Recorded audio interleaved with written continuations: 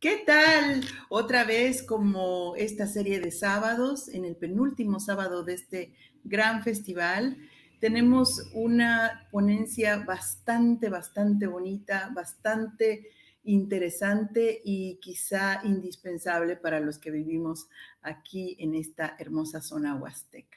Entonces voy a presentar primero a nuestro moderador de esta charla, que es nuestro amigo Remigio del Ángel Fernández, y voy a dar una pequeña semblanza. Él es diseñador gráfico por la Universidad de las Américas, es licenciado en Educación Básica por la Universidad Pedagógica Nacional, es gestor cultural desde tiempos inmemorables, es director de la Casa de la Cultura, creador del proyecto de Poza Rica, creador del proyecto cultural Encuentro de los Dos Sones, espectáculo y danza y música popular, presidente de la Asociación Ayuda, Amor y Esperanza, en su trabajo preventivo ante el VIH, es socio del Club de Leones de Poza Rica Siglo XXI y bueno, es secretario técnico del Consejo Ciudadano para el Desarrollo Cultural Municipal en 2005-2007 en la ciudad de Poza Rica, miembro del Círculo Huasteco de Poza Rica,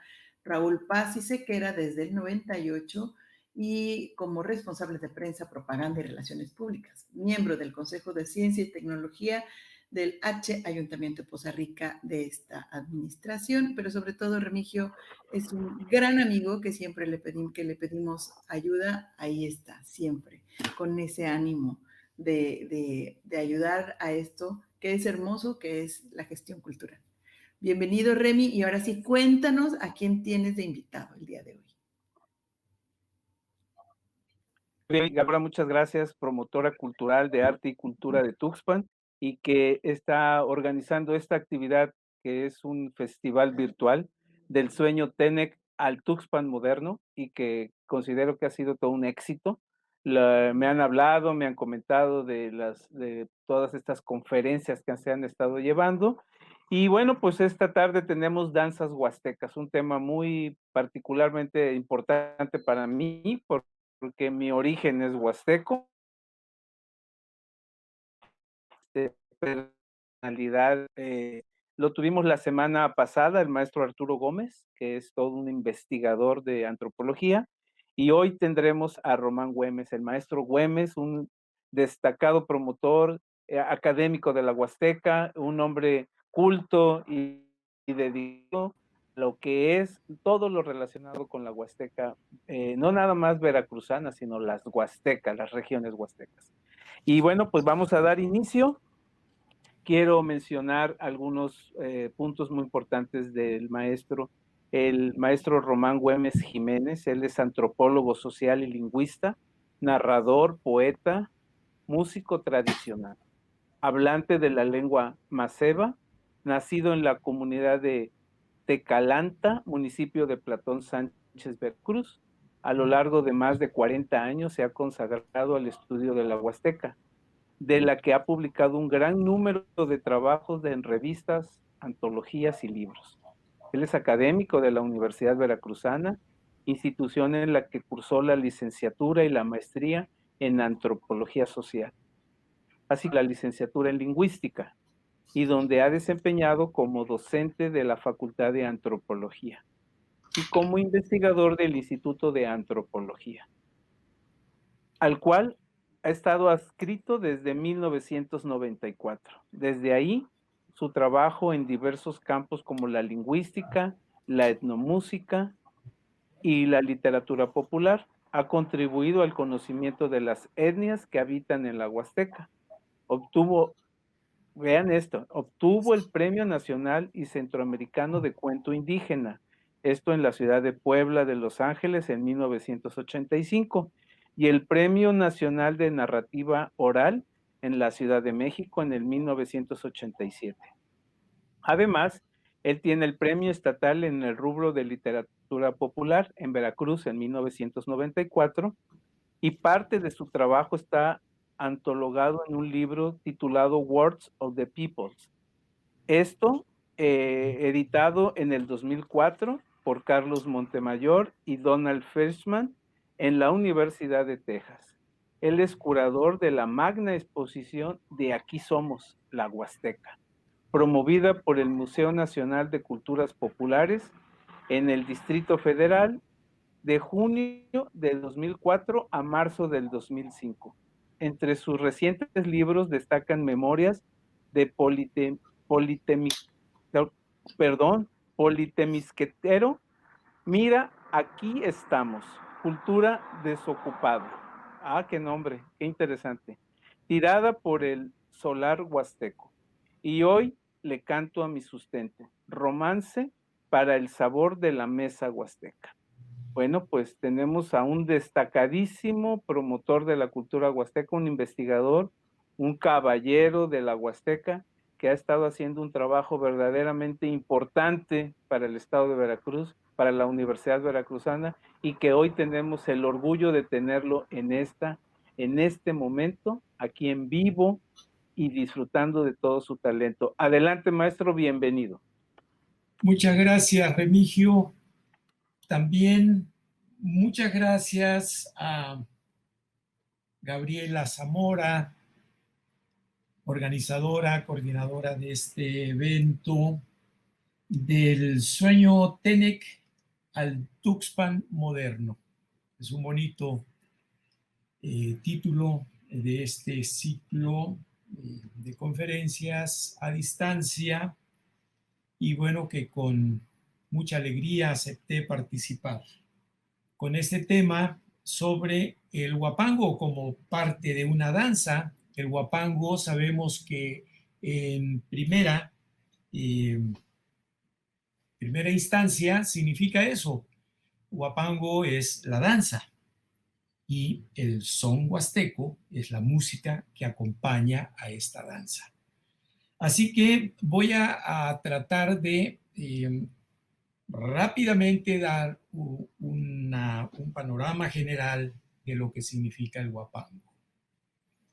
Huapango, linda razón para estar vivos. No se puede concebir a la Huasteca sin el huapango, como tampoco se puede concebir a ninguna de las regiones de México sin su específico tipo de son, porque el son, se puede decir, es el género musical de México, ¿sí? Tenemos diferentes tipos de sones, eso ya lo saben ustedes porque desde la primaria nos han involucrado en esto que han llamado bailables. Bien, vamos a hablar del huapango. Primeramente, su significado, la diferente manera en cómo han tratado a este término, cómo lo han tratado de explicar para que nosotros entendamos perfectamente lo que significa en nuestra cultura. Bien, en primer término, el huapango significa fiesta con son. En este caso, en la Huasteca, el huapango, que es la fiesta por antonomasia, acompañada de su música, que es el son huasteco. Para muchos estudiosos y desde tiempos muy antiguos, huapango significa sobre tablado. De acuerdo a las opiniones que relacionan este término con la lengua náhuatl o macehual, tlastoli. ¿Por qué lo relacionan con ello? Porque posee el término toda la estructura de esta lengua mexicana y encaja perfectamente en la traducción que se ha aceptado.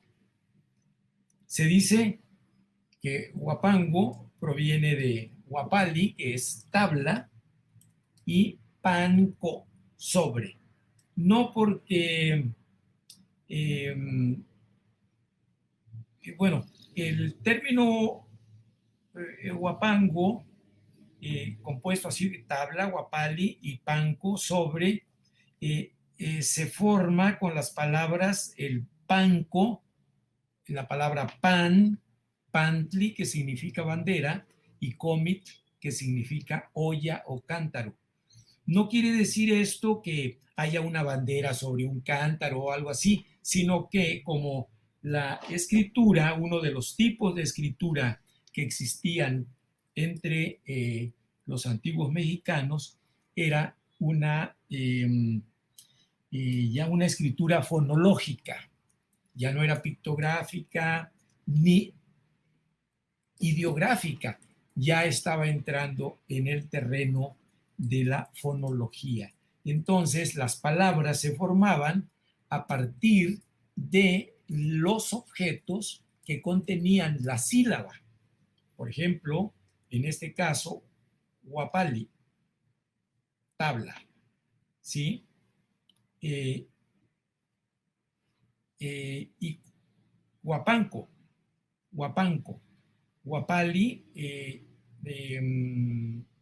no, estábamos viendo nada más panco, pantli, bandera, pan, le quitamos el sufijo sustantival, queda pan, y co de cómic, panco, sobre de, y la otra palabra sería huapali, huapanco. Bien, sin embargo, debemos admitir otras valiosas propuestas que tratan de clarificar el significado de huapango. Tenemos, por ejemplo, una muy interesante del etnomusicólogo Rolando Pérez Fernández, que considera que la voz huapango es de origen africano. Y no es la única palabra, digamos, dentro del terreno del huapango que reclama una acuciosa traducción, porque tenemos, por ejemplo, tarango.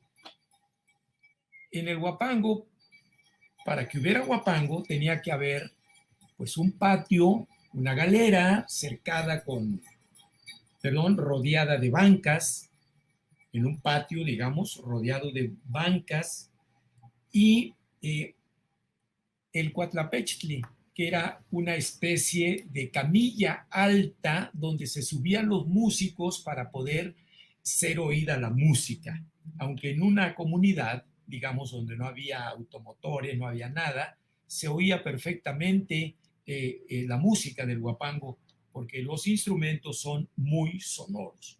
Sin embargo, este cuatlapechtli, esta plataforma alta de 2 metros más o menos, 2,5, se llama tarango en algunos lugares. Tarango es una palabra, digamos, de origen también africano. Un son, 2 sones, digamos, la guasanga y el sacamandú, también apuntan hacia estos orígenes. Esto es de manera general. El concepto huapango se refiere en primera instancia al baile. Estos huapangos, la información documental que tenemos es que se realizaban de manera muy normal en el puerto de Tampico y se desarrollaban en una semana más de uno a la vez. Había una serie de personas a las que se les llamaba empresarios que solicitaban a las autoridades el permiso para organizar un huapango.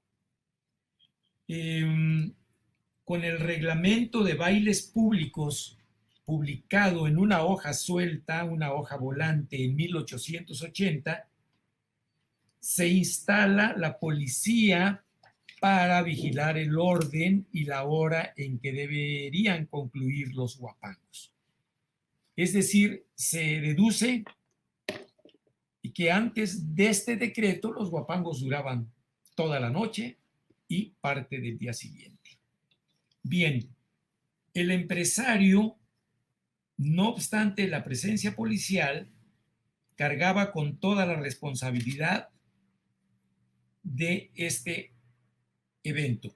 Vigilaba a los que portaban armas y daban aviso a la policía para detener a los borrachos, digamos, evitar los escándalos y otras fatalidades más. Finalmente,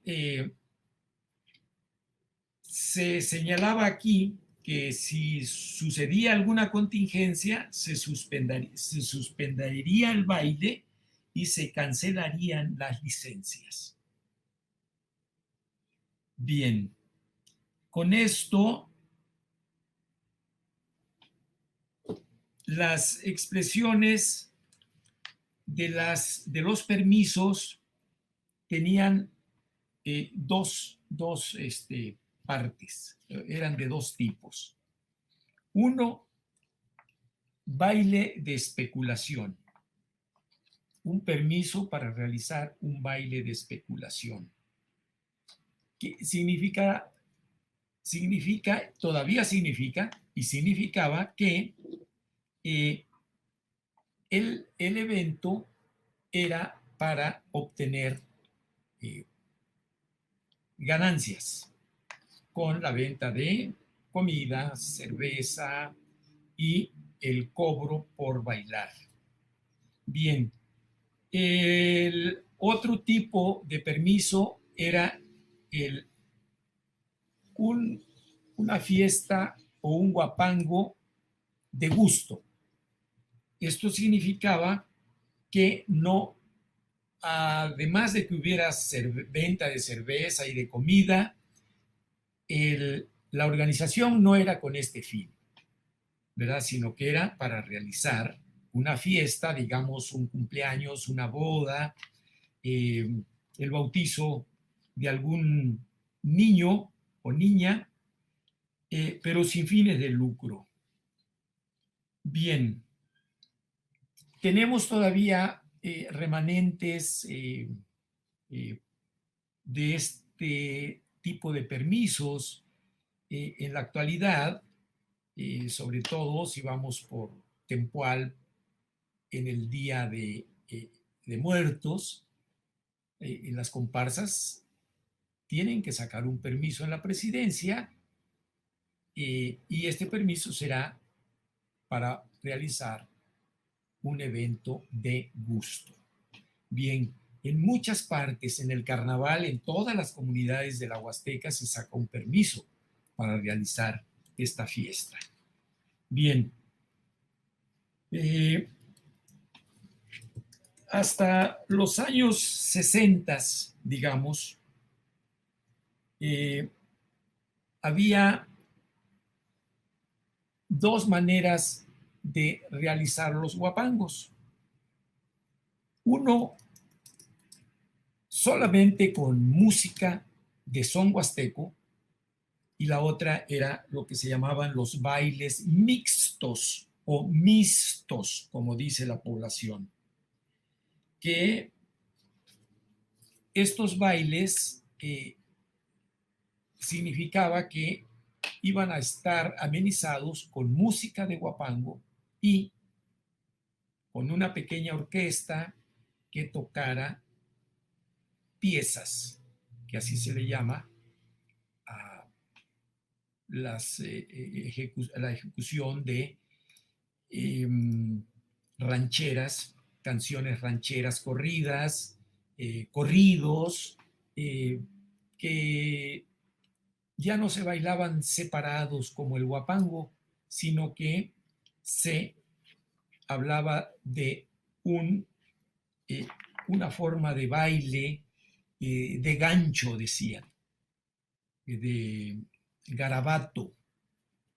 Y este término no solo se usa en la Huasteca, también en el Caribe hay este tipo de denominación para el baile de agarrados, abrazados, a diferencia del baile de guapango, que es separado. Bien.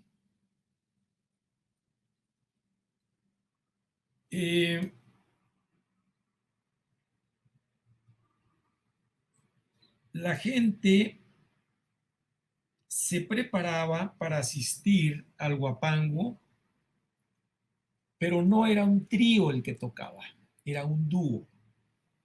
El trío huapanguero surge a partir de la inclusión de la jarana, que no sabemos si estuvo y se fue y después retornó, como hay muchos instrumentos en la música popular mexicana, digamos en el caso de el son jarocho, con el marimbol, la marimbola, ¿verdad? Que es una caja con lengüetas de metal que hace la forma de bajo. Hasta hace unos 25 años se reincorpora. Esto pudo haber sucedido con la jarana huasteca. No necesariamente tenemos que buscarle quién la inventó, ¿sí? Como ya se ha dicho que hay posibilidades de creadores de esos instrumentos. Yo creo que estuvieron, por alguna razón se separaron, pero permanecieron ahí, porque tenemos al menos información de que hasta hace 100 años había músicos de jarana huasteca. Bien, pero esto sucede, la incorporación de la jarana sucede allá por tal vez principios del siglo XIX, 1900, 1910, 20, 30, y hasta la fecha, que la guitarra vino a darle bastante realce, una conformación sonora muy aceptable, muy precisa al huapango. Bien, existen, decíamos, diferentes tipos, existían sobre todo, hasta por allá por los 60, diferentes tipos de huapangos. Había un huapango comunitario que se realizaba en el interior de las casas. Niños, parejas de niños, pasaban por la comunidad anunciando el baile en casa de determinada familia. Entonces ahí acudían todos los jóvenes, acompañadas las muchachas por ancianas y los jóvenes llevados por los ancianos. En el interior de la casa bailaban y tenían la oportunidad de intercambiar noticias, pláticas y todo esto con la finalidad de que se hicieran novios. En el interior de la casa bailaban, pero bajo la vigilancia de las ancianas que portaban un bastón, ¿verdad? Para pues castigar cualquier actitud que no estuviera aceptada. Bien, este huapango casero tenía un repertorio que incluía sones tradicionales indígenas. Y aquí quiero hacer mención de que el huapango, por un lado, que es también ejecutado por la población ancestral, pero que la población ancestral posee su propio repertorio, al que le hemos llamado sones tradicionales, ¿verdad? Que son generalmente instrumentales, que no se cantaban, sino que ya muy tardíamente llegaron a cantarse, y que en sus principios nada más se acompañaban como un canto los ailalás. Ailalás. Bien, porque bueno, no se conocía la versería, ni en las comunidades mestizas se cantaba porque no sabían los versos, hasta que empezaron a surgir poetas y trovadores. Empezó a surgir esta poesía que tiene como herencia el siglo de oro español y que el repertorio tradicional del huapango está plagado de esta asimilación de los versos y la poesía, la trova hispánica que llegó como con la conquista. Bien, estos huapangos comunitarios pues desaparecieron, al menos Tlaixpiali de el Calixpa desapareció, baile del interior. Bien.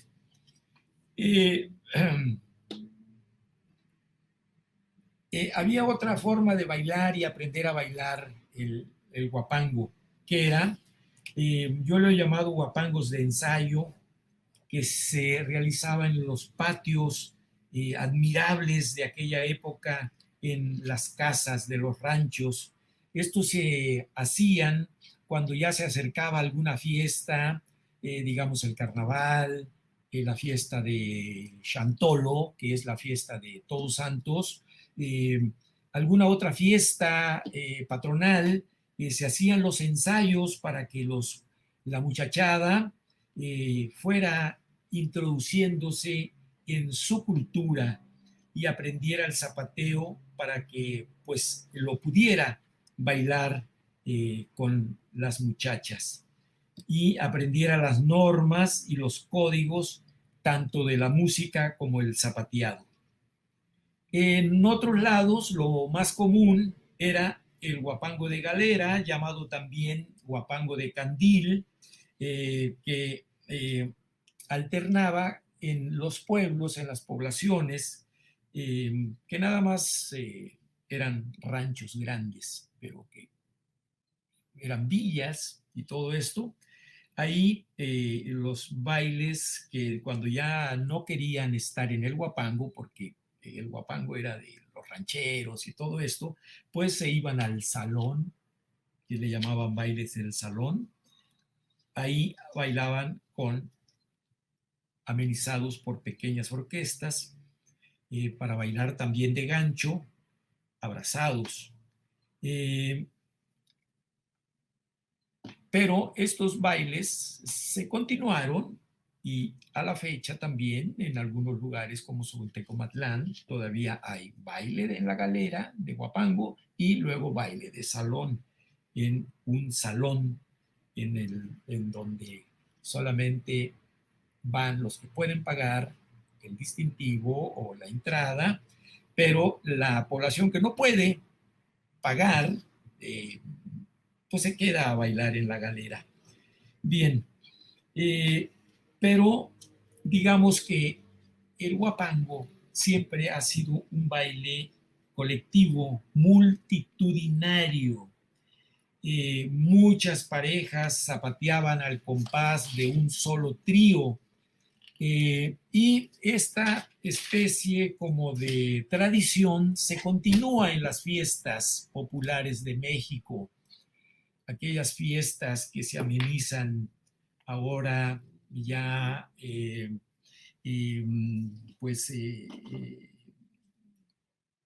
anunciadas, promocionadas por diferentes modos de difundir un evento en redes, ahora por la radio, por la televisión. Esas fiestas multitudinarias no son sino herencia, legado del huapango, ¿verdad? En el huapango no había este tipo de, digamos, de pues exclusividades o selección de quienes iban a entrar o discriminaciones, digamos. Bien. Vamos a hablar de algo que a mí me llama la atención y que he venido estudiando desde hace mucho tiempo. Habían disciplinas. En una comunidad,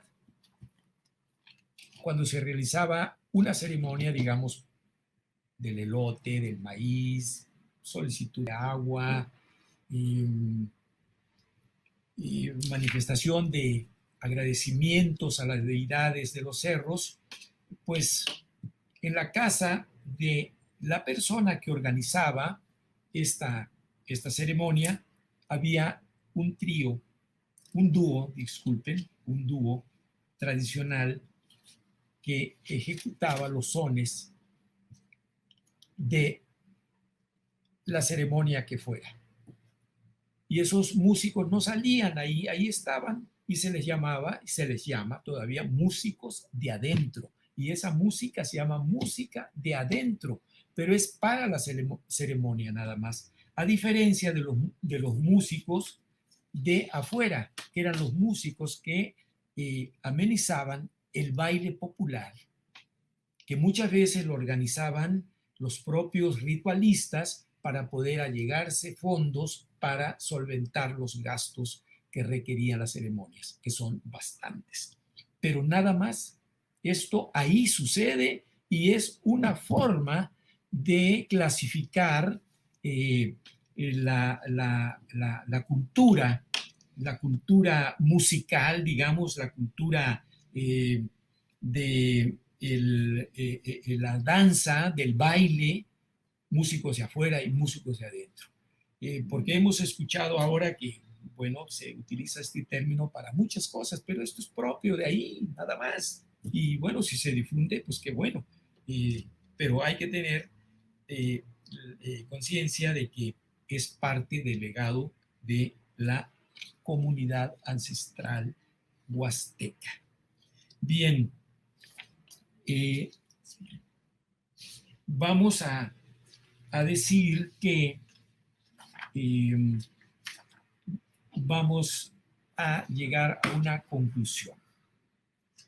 Estamos asistiendo actualmente a una reactivación de nuestra cultura popular y vamos apreciando a veces que lo que más buscamos, ¿sí?, son las diferencias y variantes que van cobrando fuerza e importancia.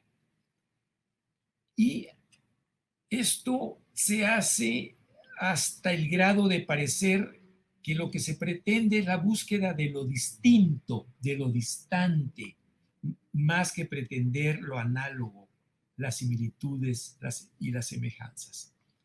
Entendemos que tal situación es enriquecedora porque al menos propicia el trabajo y la investigación. No obstante, queremos reconocer que el son huasteco, el huapango y el son tradicional indígena están vivos a pesar de los retos y las pocas posibilidades que durante algún tiempo tuvieron y que siguen teniendo, y sabemos que están estas expresiones musicales de la Huasteca están en serios problemas. Inclusive parte de ellas se han dejado de practicar o definitivamente han desaparecido. Pero siempre hay posibilidades de sostener una tradición cuando ésta se ha vivido, se ha practicado y se porta como parte de la identidad. Esto es lo que ha sucedido cuando menos con el huapango y con el son tradicional indígena, que a partir de, digamos ya más claramente, a partir de 1990, con la puesta en marcha de los festivales de huapango, la música se ha visto fortalecida y con referencia al son huasteco y al huapango, desde hace más de 2 décadas su aprendizaje rebasó el ámbito familiar y ya puede cultivarse en talleres organizados ex profeso, inclusive en terrenos no pertenecientes a la Huasteca. Esta situación está permitiendo la conformación de más tríos que fortalecen nuestra tradición musical y su mundo. Ahora el son y el huapango ya no es únicamente propiedad del varón, ya le pertenece felizmente también a la mujer que canta, que ejecuta la jarana, el violín, la guitarra quinta, a la mujer que es trovadora, a la mujer que antes solo era la pareja bailadora del hombre bailador. Ya las parejas, inclusive las familias enteras, tocan sones y guapangos. Los hijos van creciendo en ambientes guapangueros y portan la tradición huasteca. Con todo esto y de seguir así, y creemos que sí, al menos hay esperanzas para mucho tiempo más. Y bueno, debo confesar que yo estoy convencido de esto y veo que hay cosas que cada día me alientan más, porque hemos conformado grupos muy fuertes, organizaciones, patronatos que están impulsando ahora ante esta pandemia también festivales virtuales como el pasado de Amatlán, Naranjos, Veracruz, la fiesta anual del Huapango, Encuentro de las Huastecas, y muy próximamente, en unos días más, tendremos la Cascada del Huapango, el Festival de Huapango de Colatlán, Izhuatlán de Madero, Veracruz. Yo con esto quiero terminar, les agradezco mucho. Quisiera que nos volviéramos a encontrar después de que pase esta pandemia, volvernos a encontrar juntos, que no nos falte nadie más, y por eso hay que cuidarnos y hay que creer que esto realmente es una situación grave. Hay que atender las indicaciones de las autoridades de nuestro municipio, de nuestra comunidad. Hay que cuidarnos como una sola familia. Y yo les agradezco a los organizadores, a Remigio, que moderó, a Gaby, que fue quien me invitó, a Dunia, quien fue quien me puso en enlace y que ahorita me está ayudando para que yo pudiera decir estas palabras breves. Muchas gracias, Remigio, Gaby, Dunia. Hasta pronto. Muchas gracias a usted, maestro Román Güemes Jiménez, que nos ha dado una cátedra sobre el Huapango, el futuro del Huapango, porque esto va a continuar, por lo que me alienta lo que está diciendo, porque la parte de esta cultura popular que es el Huapango, que lo comemos, lo hablamos, lo bailamos, lo disfrutamos diariamente, me da muchas esperanzas de que hay gente, hay grupos, instituciones y patronatos que están fomentando el Huapango. Maestro, solamente antes de salir, nos están preguntando, haciendo una pregunta recurrente, que cuál es el origen o el significado de Huasteco. Si nos puede usted ilustrar. Huasteco como un gentilicio, ¿verdad? Que de hecho Huasteca pues es el nombre de la región, pero está referido también a un gentilicio. Huasteca es el habitante de una región que se llama Huasteca, ¿sí? Dicen por ahí Huastecapan, pero a mí no me convence mucho esto porque son palabras creadas hasta hace relativamente poco tiempo. Huastecatl tiene varias acepciones, varios significados, digamos. Y pues yo me quedo con aquella que nos refiere a Huastecatl, Acuecuechtli, los caracolillos, ¿verdad? Tierra de los caracolillos, Huasteca, porque no sé si cuando han ido, yo nací en una comunidad que precisamente la composición geológica era esta, tierra negra, muy negra, con piedras calcáreas, y cuando uno hacía alguna perforación por ahí, se llenaban nuestras manos de caracolillos. ¿Sí? Tenemos fotografías, pero desafortunadamente pues no las tenemos preparadas, pero yo estoy convencido que es tierra de los caracolillos. De ahí se derivan, por ejemplo, las demás palabras, los demás términos que están referidos inclusive a Cuechtecatl, el líder, a Tohueño y a todo esto, pero el nombre de nuestra región, creo que de primera entrada es en relación a esta característica de nuestro entorno. Nada más, y que ahora, como sea que fuera, es una palabra que fue acogida, ¿verdad? Con mucho cariño, con mucho compromiso, con mucha carga emotiva y que la hemos adoptado más la población mestiza que la población ancestral, porque hasta hace, digamos, 60 años, nosotros no sabíamos que habitábamos la Huasteca. Y eso se lo pregunto al más brillante. No sabíamos que estábamos en la Huasteca. Yo sabía que vivía en Tamcala, en Tecalanta, en Chantomila, pero yo no sabía que esto pertenecía a la Huasteca. En la primaria, en la educación primaria, usamos un libro que elaboraron unos intelectuales jalapeños que ya estaban en el Museo de Antropología, y era un libro referido exclusivamente a Veracruz, cómo está conformado, y ahí se hablaba de la Huasteca.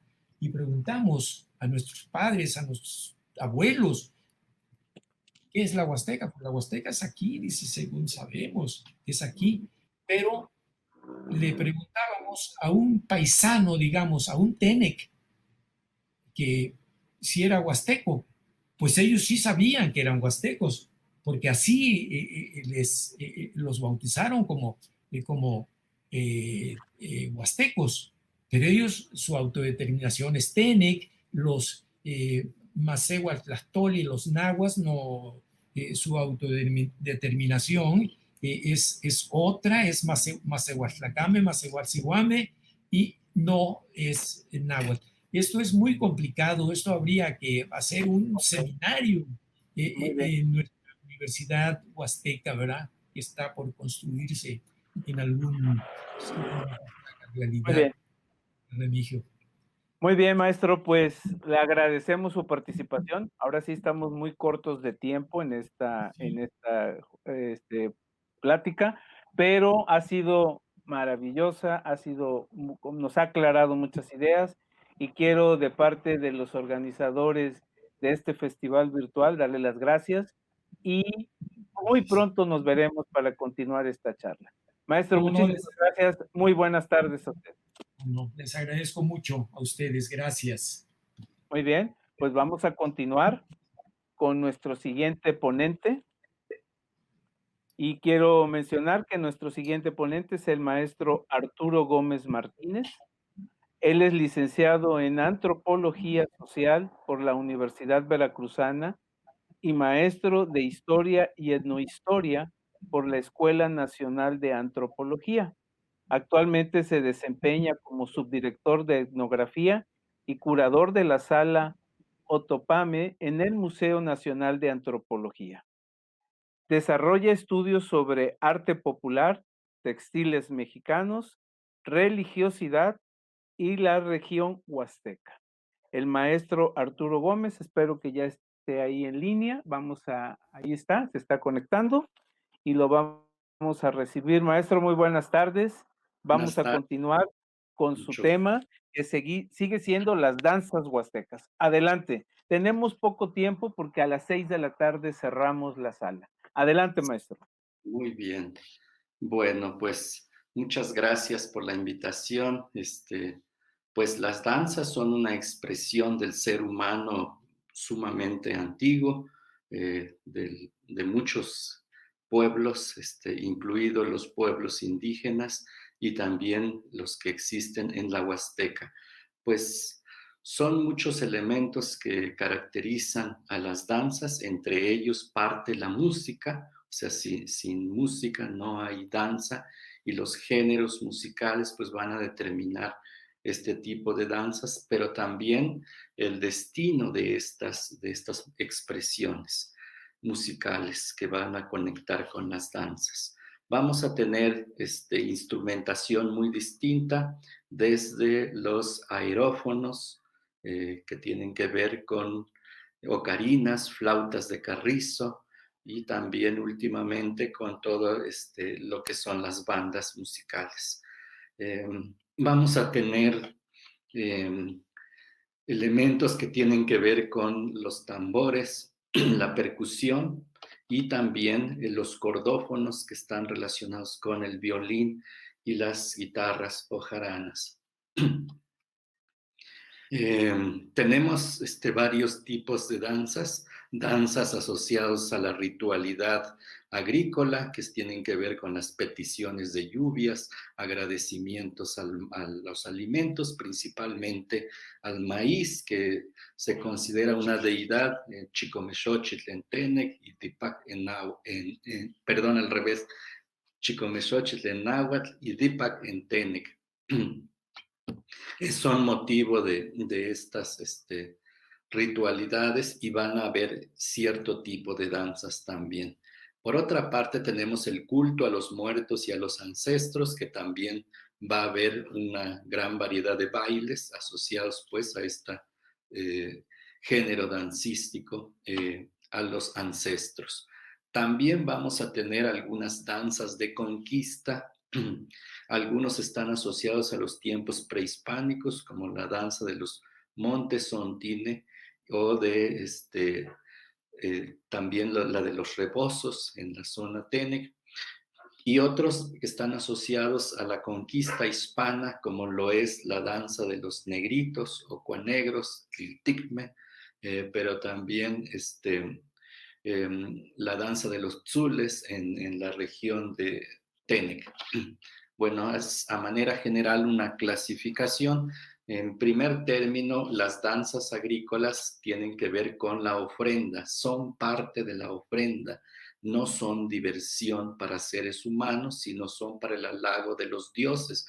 Por lo tanto, no debe haber, no importa pues los espectadores humanos, sino lo que tiene que recibir la deidad. Por lo tanto, los escenarios son muy distintos, desde los templos autóctonos donde se veneran a las deidades, hasta los atrios de las iglesias, de los templos católicos, pasando por los cerros, los manantiales, las cuevas, las lagunas, donde van a danzar pues estas personas. Se lleva pues la danza, se va bailando. Las coreografías son sumamente sencillas, las danzas agrícolas no tienen pues mayor complejidad. La gente baila de manera individual, mirando hacia los altares, hacia donde se realiza la acción ceremonial. Otros un poco más, ya más complicados, que sí llevan coreografías, generalmente son cuadrillas, alineados. Hay una separación genérica entre mujeres y hombres. Hay danzas que generalmente solo se bailan entre los hombres, alineados en dos filas, y hay intercaladas entre ellos. Hay otros que hay una disfraz que está relacionado con la representación femenina, pero tiene que ser los hombres los que bailan. Por ejemplo, las danzas relacionadas con los ancestros, mientras que las mujeres, sobre todo niñas y ancianas, tienen una participación activa en los rituales agrarios. Últimamente, eso es más o menos como en los años 30 a los 50, se acrecenta en los 60 y los 80 estas danzas alusivas a santos patronos, donde generalmente hay poemas o cánticos compuestos. Algunos son traducciones y otros son composiciones relacionadas a las rogaciones. Estos son los que se llaman las danzas de las inditas, que pues son generalmente composiciones muy tardías que surgen después de los 30. Lo vamos a encontrar por toda la Huasteca. Pero las danzas de los hombres para los santos patronos es muy común. Estas danzas asociadas a los rebozos, que son estas capas o paños que rememoran un poco los soberanos o la nobleza indígena relacionado con gente extranjera, pero de la misma región de México. Esto se hace más explícito en la zona nahua con el nombre de la danza, como por ejemplo se llama Monte Sontini, aludido a Moctezuma. El Huicamina es el que conquista la Huasteca antes de la llegada de los españoles y por lo tanto lleva una danza en su honor. Y ahora se baila en acciones agrícolas, pero también en actos de los santos patronos. Siempre hay una reverencia, los sones que la componen pues son distintos, o sea, una danza no se compone de una sola melodía, sino hay un conjunto de melodías que lo van a acompañar. Las danzas agrícolas pues siempre son números pares, a veces son 4, a veces son 6 y generalmente 12 que completan una unidad de completitud que está asociado a las ofrendas. Entonces la danza agrícola forma parte de las ofrendas. No son propiamente diversiones. Últimamente, por ejemplo, en los bailes relacionados con las fiestas de muertos, lo consideran una diversión, pero generalmente está más asociado a un tributo, al tributo de los ancestros, la representación de los ancestros. No necesariamente está ligada últimamente a rituales. Antes el proceso ceremonial pues estaba relacionada al ámbito de acción, pero también a quien pertenecía. El caso de los difuntos pues solo iniciaba con una apertura, un ritual de apertura, una limpia, el escenario donde se cambiaban los danzantes, una especie de camerino, generalmente en la casa de los dirigentes. En algunos lugares es el panteón donde se visten porque tiene asociación con a quién está dirigida la acción dancística y posteriormente se desarrollan estos bailes con vivos y muertos. Finalmente hay una ceremonia donde se van a quitar la identidad de las representaciones y esto es lo que se llama el destape en muchas comunidades de la Huasteca. Se hace a veces a los 3 días, a los 7 días, a los 9 días y en ocasiones hasta los 30 días. Va cambiando dependiendo de la comunidad. Lo mismo sucede con el carnaval, porque también se trata de un homenaje a la deidad de la tierra, que ahora lo asocian con el diablo.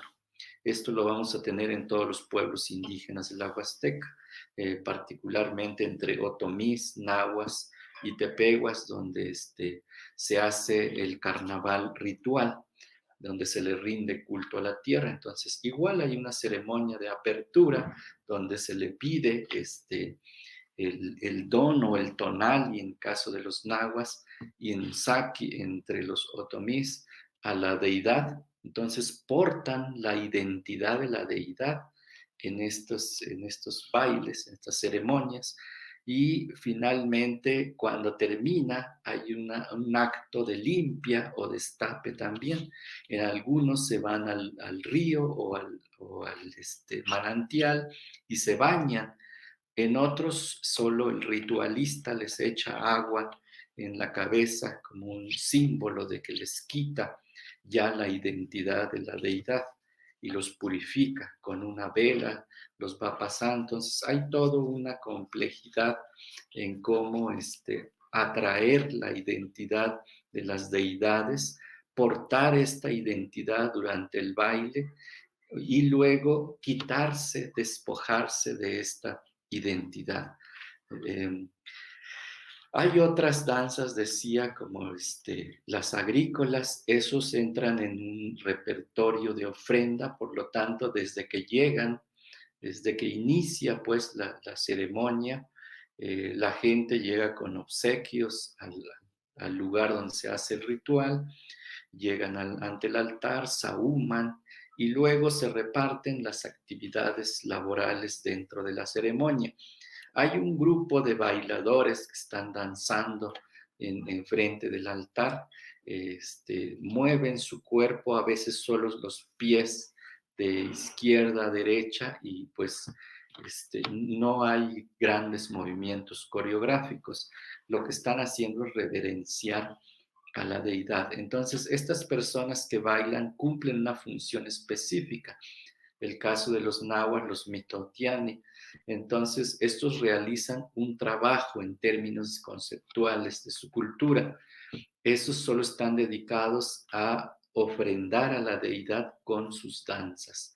Van a bailar día y noche en estos rituales y culminan con la visitación de los lugares míticos donde se piensa que habita estas deidades, generalmente los cerros y los manantiales. La visita a los cerros, ahí termina. Algunas danzas son un poco más complejas, como los que se desarrollan en el estado de Hidalgo, en el Sintepetl, por ejemplo, se convierte en un escenario importantísimo, la cima del cerro, durante el 3 de mayo.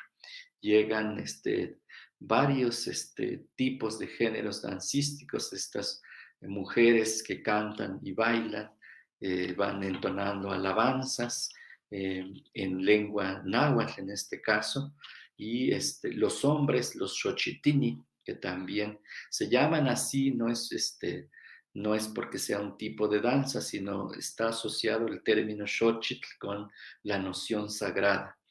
Y van a bailar en dos filas y sí hay intercaladas, llevan penachos con plumas, con espejos y con listones y eso pues semeja una gran vistosidad en la cima del cerro. Y no esperan público porque están danzando frente a los altares dedicados a la deidad del maíz, a Chicomechochitl.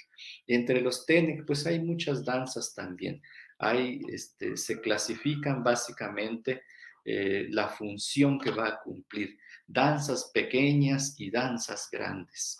Entonces el pulitzón y el tzacampzón van a ser los elementos musicales que van a bailar. Tiene que ver con el tiempo de duración y la deidad a quien está referida. Y tampoco tiene grandes coreografías, o sea, no los estoy minimizando, lo que estoy diciendo es que si bien es cierto, cambia de nombre, tiene que ver con las deidades y el tiempo que dura el ritual. Estas danzas son semicirculares, circulares, en líneas y casi siempre dirigidos a altares, aunque últimamente estas danzas los llevan a otros escenarios cívicos, pero su origen son los rituales agrícolas. Y también se han llevado a los escenarios de los santos patronos, pero pues están relacionados más al culto del maíz.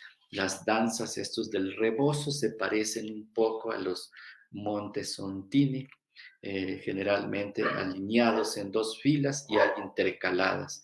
No hay mayor indumentaria más que un rebozo que se ponen en la espalda y una corona adornada con papeles brillantes, espejos y listones que permite también el movimiento en las intercaladas. Estos generalmente evocan pues las representaciones de los soberanos indígenas relacionados con el centro de México, la conquista de la Huasteca. Entonces a veces tienen también los nombres relacionados al náhuatl como Montizón, Tizón, de hecho a veces, o Tilsochi, que pues es el soldado Ixtlilxóchitl. En fin, evocan pues a soberanos del Valle de México, Tenochtitlán y Texcoco. Esto es como a grandes rasgos los bailes que va a haber. Hay otro tipo de bailes que son más seculares, que tienen que ver con el ciclo de la vida. Entonces hay danzas que se bailan pues también frente al altar, pero relacionados con el nacimiento de los niños, el baño de los niños, y luego bailan también enfrente de los altares. En las bodas va a haber danzas también en varios pueblos indígenas, tepehuas, otomís también. Los nahuas tienen bailes muy particulares que sellan lazos, por ejemplo, el baile del gallo, Cuapelech, en náhuatl, que se baila precisamente después, en la madrugada, y sellan la unión del parentesco ritual.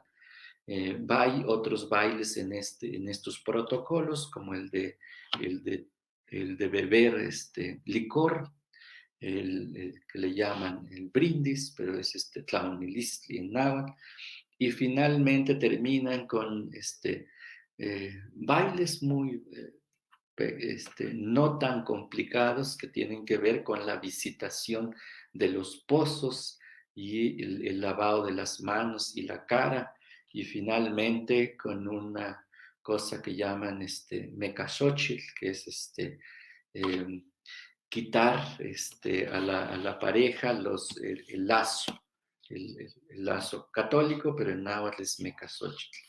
Hay estas danzas asociadas con el parentesco. Otros pues son más festividades que tienen que ver que no tienen que ver con ninguna acción ceremonial, y pues estos más bien son bailes populares, aunque se bailan pues en el interior de las casas, como decía Román, o en el patio de las casas. Hay ceremonias agrícolas donde también tienen representaciones teatrales, es entre danza y teatro, como el ritual del maíz, el otlamanalistli, del elote, que tiene acciones de parodia sobre los animales que dañan a la milpa, y este teatro danza se ejecuta en el patio de las casas.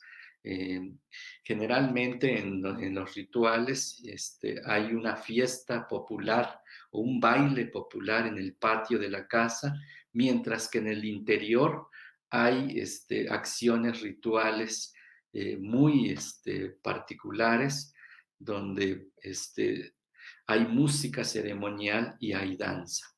Otros rituales pues muy complicados pues son las peticiones de lluvias. Tenemos tanto nahuas, tepehuas y otomís, donde hay protocolos muy, muy importantes. Solo voy a mencionar tres, que uno que es la limpia, donde van a concurrir las deidades nefastas, que son los aires, y entonces se tocan sones asociados a la limpia y la gente baila con los elementos rituales de ese momento, y culmina con una acción ritual que tiene que ver con la liberación del mal, pasar sobre un aro de bejuco, 7 al oriente y 7 al occidente, y esos movimientos se consideran pues también danzas. El otro protocolo importante es la escaramuza o baile con las aves que van a ser sacrificados, y luego en esa misma acción pues es la ofrenda o el sacrificio de las aves. Finalmente, pues hay otro tipo de bailes que tiene que ver con ya la visitación a los lugares sagrados. La cueva, el cerro, los manantiales. Entonces la gente va bailando en la procesión, y es mover el cuerpo de un lado a otro al compás de la música. A veces ni siquiera se mueve los pies, o cuando se tiene que caminar, pues se camina al ritmo de estas melodías musicales. Entonces, música y danza siempre está asociado. Hay otros que pues están relacionados con otras acciones ceremoniales y hay músicas pues que tienen que ver con la percusión, el caparazón de la tortuga para la fiesta de muertos o las danzas que tenían que ver con el palo volador que se hacía en regiones nahuas de Hidalgo y Veracruz y que actualmente solo los tenemos entre los Tenec, en San Luis Potosí. En Tecacahuaco, la población nahua, todavía hasta hace poco estaba el palo volador. Lo han ido reactivando en comunidades indígenas de Izuatlán de Madero, tanto totonacas como nahuas. Entonces, pues son a grandes rasgos estos elementos dancísticos que hay en la Huasteca. Muchas gracias. Muchas gracias, maestro. Verdaderamente hoy sí nos han dado una cátedra muy importante, tanto el maestro Arturo Gómez como Román Güemes. Y bueno, me queda claro que la realidad de la danza en la Huasteca tiene muchos motivos, tiene muchos significados, pero es interesante cómo los dos llegan al punto en donde el cerro, las cuevas o los manantiales tienen un significado muy profundo en la danza de la Huasteca. Maestro, no sé si quiere agregar algún punto más, pero me parece muy completo. Me gustó mucho lo que dijo sobre lo de la ofrenda de los animales, ¿no? De las aves que llevan. En este caso, ¿qué tipo de aves son las que normalmente se hacen en estas danzas? Dependiendo de los rituales, generalmente gallinas y gallos o ajolotes son las aves predilectas. Ok, pues muy bien, muy interesante. El mundo de la Huasteca, la magia, la ritualidad, el huapango, la música, la comida, que también va muy ligada con las festividades en la danza. Me parece sumamente interesante lo que nos ha hablado el día de hoy y que me puede completar también lo que vimos la semana pasada sobre el Día de Muertos, que de cierta manera se liga todo lo que es la cultura popular, las tradiciones y la ritualidad de estas danzas en completo. Me parece que ha sido 2 charlas que nos ha dado verdaderamente interesantes, muy reveladoras, llenas de información. Y me gustaría, porque como volvemos la semana pasada, nos platicó sobre lo que era la indumentaria. ¿Cuál es la indumentaria tradicional de la Huasteca? Bueno, son muchos, cada comunidad, cada pueblo indígena tiene lo propio. En los Tenec, pues solo San Luis Potosí conserva su indumentaria femenina con el quexquemitl, el petó, el enredo y la faja. Sin embargo, los hombres pues portan el pantalón blanco y la camisa que es de origen europeo, es la ropa interior que llevaban los españoles y que eso pues sirvió como acción para cubrir el cuerpo y lo tenemos en todas las comunidades indígenas, mientras que las mujeres tienen la blusa de corte rectangular en el cuello y plisado en el cuerpo. Ese también es un modelo colonial y lo que sí es de origen antiguo es el quexquemil o tayem en Tenec, que es la capita compuesto de 2 lienzos y que lo encontramos en comunidades Tenec, en comunidades nahuas como San Pedro Coyutla, en Osuluama, hasta en los años 60 todavía lo existía, que hay en las colecciones, en Chicontepec, en Zoantecomatlán, otomís lo tenían, los totonacas tenían un quexquemitl muy particular con diseños de grecas en forma de caracol, asociado pues a este simbolismo del viento. Los tepehuas todavía tienen estos tapún o quexquemitl también con símbolos muy de la costa del Golfo relacionados con el viento y con la serpiente emplumada. Muy bien, pues maestro Arturo Gómez, agradecemos mucho la participación. Ha sido dos charlas muy interesantes sobre las danzas. Queremos agradecer en nombre de pues este festival virtual del TENEC al Tuxpan Moderno la oportunidad que nos han regalado de escuchar toda su sabiduría, su conocimiento, sus años de experiencia, pero principalmente esa parte tan carismática y tan amable de cómo nos va relatando. Ambos son muy buenos conversadores y agradecemos en nombre de Arte y Cultura de Tuxpan su participación y bueno, pues nos vamos a despedir. Agradecemos a los que nos están escuchando, a Gaby, que si se pone, ahí ya está. Pues agradecerte, Gaby, la oportunidad que nos has brindado a todos, la oportunidad que se ha brindado el que nos está viendo del otro lado de la pantalla. Conocer nuestra cultura, nuestra tradición, nuestra herencia huasteca y de cualquiera de los temas que han tocado, todos han sido fascinantes, reveladores y muy significativos para incrementar en este bagaje cultural que tan necesario es para todos nosotros para que valoremos nuestra identidad. Gaby, te agradezco infinitamente a Arte y Cultura. Los invito a que sigan, los motivo a que sigan haciendo estos proyectos y bueno, pues solamente felicitarlos a todo tu equipo, al equipo técnico que también ha sido posible y a todos los involucrados en estas festival virtual del TENEC al Tuxpan Moderno. Muchas gracias. Remy, pues mira, antes que te vayas, pues nada, agradecerte infinitamente este apoyo que nos estás dando a Arte y Cultura de Tuxpan, Asociación Civil, pero sobre todo, pues yo me siento muy, muy, muy contenta por las ponencias de hoy. Se sabe perfectamente, antropológicamente, que sin fiesta no hay cultura, ¿no?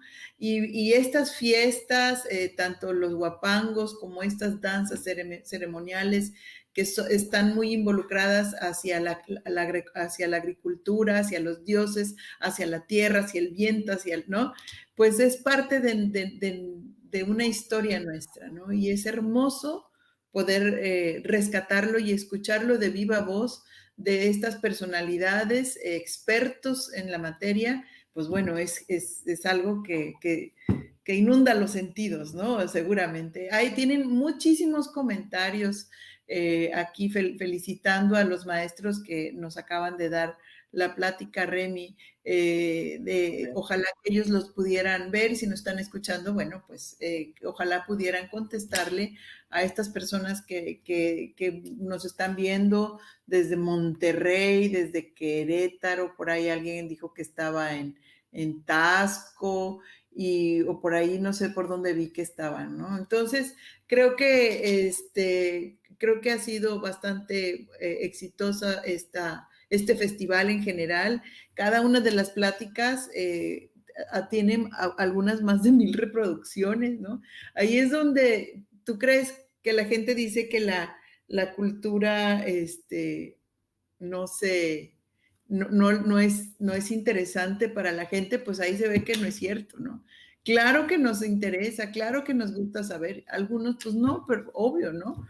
Pero pues hay más gente que le interesa saber de lo nuestro que las que no, ¿verdad?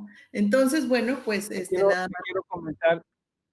Te quiero comentar que hoy tuve una charla con un directivo del Instituto Veracruzano de la Cultura y que está muy satisfecho del trabajo que estás haciendo, del que estemos involucrados, una serie de promotores de Tuxpan y bueno, pues solamente creo que ha despertado la curiosidad de las instituciones culturales que rigen el estado y seguramente de otros estados deben de estarnos viendo. Gracias. Así es. Bueno, pues también vamos a mencionar que hay algunas empresas que han apostado por la cultura aquí en Tuxpan y este es Pollo de Oro por fresco y nutritivo, es tu preferido. Y el teléfono es el 783-834-8041. Pollo Fiesta Kiki, que es pollo frito al estilo americano, delicioso, 783-835-1827. Perro Menal, antes veterinaria La Herradura, en Fausto Vega número 76, es el 783-83-456-13, y el Centro Especializado para la Atención en la Mujer. Nos están patrocinando desde la Ciudad de México y atienden todo tipo de problemas de la mujer, infertilidad, síndrome de ovarios poliquísticos, anticoncepción, embarazos de riesgo, con más de 50 años de prestigio. Hay que buscarlos a ellos en el Facebook, porque no tengo un teléfono por aquí. Bueno, pues eso, no nos queda más que despedirnos y saludar a todos los que nos están escuchando. Estamos ya en vivo con la charla de nuestro máximo poeta en Tuxpan, que acaba de ganar un premio de letras Sinaloa, a nuestro gran querido José Luis Rivas, que ya está en la otra sala. Hasta luego, que estén muy bien.